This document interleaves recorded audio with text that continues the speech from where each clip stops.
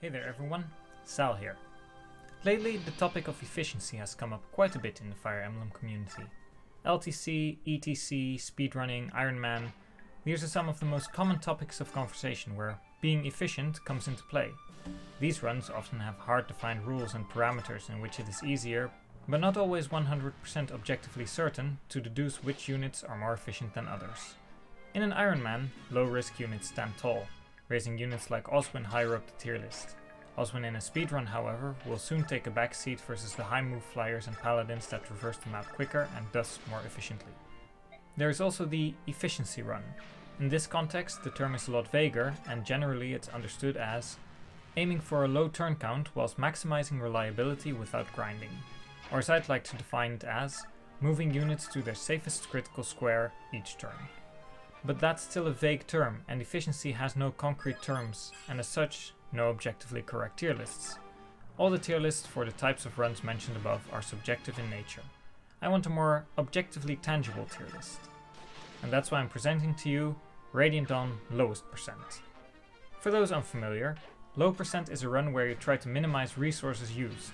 This means that if we have a speedrun in which player A uses 10 resources in 55 minutes, and player B uses 9 resources in 17 hours and 25 minutes, the record goes to player B. Resources are more valuable than time. Time itself is also considered a resource, so 2 runs using both 9 resources will be decided by the faster player. Or, in the case of Radiant Dawn, I propose action economy instead. These runs do not have to be speedruns. Turns can be used as a metric.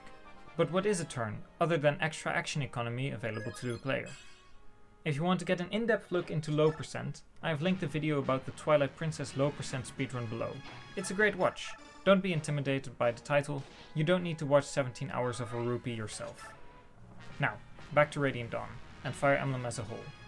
It uses a different system than The Legend of Zelda. In Twilight Princess you can directly look at what Link has used. In Fire Emblem there are many moving parts to keep track of. As such, I have set up the following resources in a priority bracket, and those in a higher bracket will be considered more valuable than those in a lower bracket. That means I'll avoid using the highest bracket resources as much as possible, and I might use a lower bracketed resource if it allows me to avoid a higher bracketed resource by doing so. First of all, units. Fire Emblem is a game about armies fighting, so I want my own army to be as small as possible. Note that I'm talking about my units. Other phased units are out of my control, and thus will not be counted. Yellow units are a bit of a grey area, since their inclusion differs greatly map by map. 3.13 and 1-3 are vastly different. In 1-3 the goal is to escape and hopefully do so with the yellow units. I avoided using them as meat shields here, but in 3.13 that is unavoidable, as there are yellow units that will not move even when told to target a location.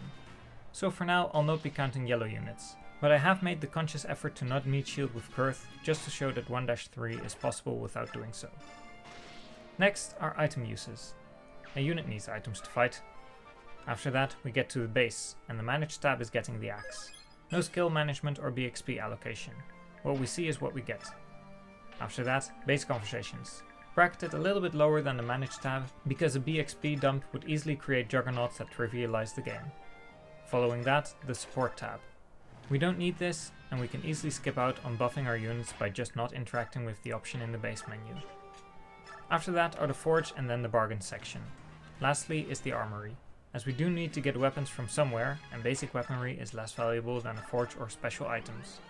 Doing things like visiting houses, etc. is of course skipped as much as possible, unless noted. Lastly there is action economy, or turns.